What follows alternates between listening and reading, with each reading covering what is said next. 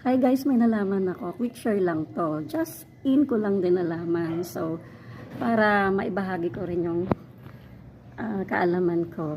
So, sa mga content creator dyan na may FB account, ito lang po ang gawin nyo, lalo na sa mga baguhan katulad ko.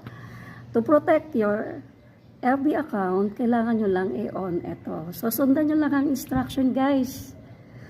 Una, dun sa 3 lines on the top, on the left corner, i-click mo lang ito, and then, click ang settings and privacy.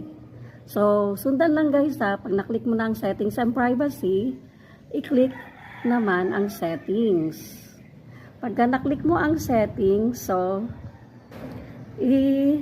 i-click mo naman ang account center. So, once na na-click mo na yung account center, hanapin mo naman ang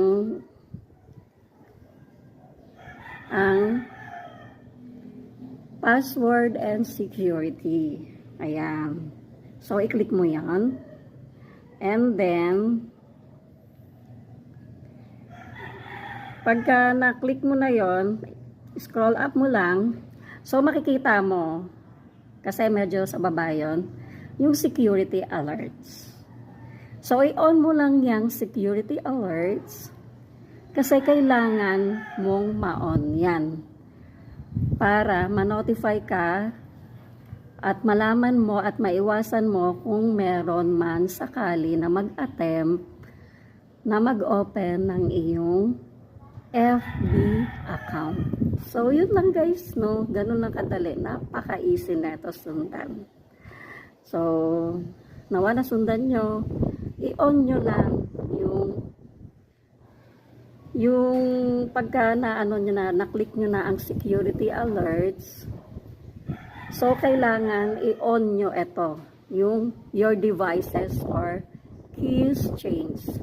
Ayan ang napaka-importante talaga guys. I-on nyo lang talaga yan. Your devices or keys change. So, once na naka-on yan, manonotify ka pagka merong sakaling mag-a-attempt na mag-open ng FB account mo. Siyempre. So, yun lang. Tips lang po sa inyo lahat because knowledge is power. So, share lang natin. Lalo na sa mga baguhang content creator tulad ko. Okay? So, good luck everyone. Bye-bye.